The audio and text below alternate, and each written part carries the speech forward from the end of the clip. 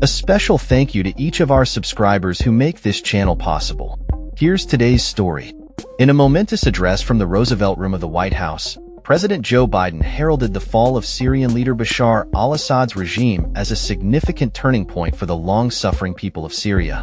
At long last, the Assad regime has fallen, Biden declared, following the news that rebel forces had successfully overthrown the brutal dictator.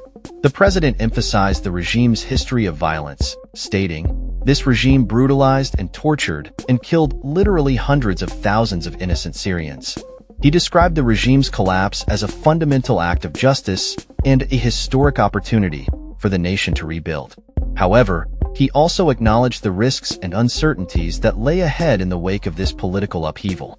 Biden's remarks were prompted by the recent developments in Syria, where opposition forces entered the capital, Damascus, and took control of the country. The president pledged that the U.S. military would conduct airstrikes to prevent the Islamic State from exploiting the power vacuum left by Assad's departure. The administration is particularly concerned about the potential resurgence of ISIS, and Biden assured that the U.S. would remain vigilant in its efforts to combat terrorism in the region. The president highlighted that Assad's regime had lost crucial support from its allies, including Iran, Russia, and Hezbollah, which had contributed to the regime's vulnerability. National Security Advisor Jake Sullivan noted that these allies were weakened and distracted by other global events, leaving Assad basically naked as the rebel fighters advanced. Biden remarked, "For the first time ever, neither Russia nor Iran nor Hezbollah could defend this horrible regime in Syria." The fall of Assad's regime has sparked a range of reactions, including criticism from former President Donald Trump, who urged the U.S. to stay out of the conflict. Trump labeled the situation a mess and asserted that it was not America's fight. Despite the mixed reactions, Biden emphasized the importance of supporting the Syrian people as they navigate this new chapter in their history. As the U.S. assesses the situation, Biden reiterated the need to monitor the actions of the rebel groups that played a role in Assad's downfall. Some of the rebel groups that took down Assad have their own grim record of terrorism and human rights abuses, he cautioned.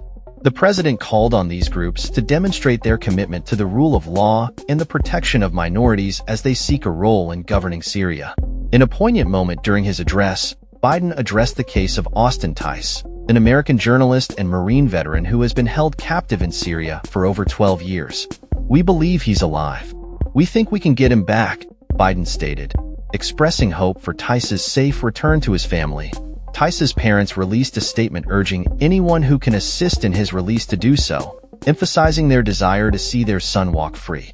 Biden's administration is set to engage with regional partners and stakeholders to help stabilize the situation in Syria and ensure that the country transitions toward independence and sovereignty. The president's commitment to working alongside neighboring nations, including Jordan, Lebanon, Iraq, and Israel, underscores the administration's focus on regional stability in the face of potential threats. As the world watches the unfolding events in Syria, President Biden's administration remains mindful of the complexities involved in this historic moment. The president's remarks reflect a cautious optimism about the future of Syria, while acknowledging the challenges that lie ahead. "This is a moment of considerable risk and uncertainty," Biden concluded. "But I also believe this is the best opportunity in generations for Syrians to forge their own future, free of oppression." The international community will undoubtedly be watching closely as the situation develops, hoping for a peaceful resolution that allows the Syrian people to reclaim their country and rebuild their lives. That's all for this story. We upload videos every day covering many different subjects, so hit that subscribe button to stay informed. Thanks for watching.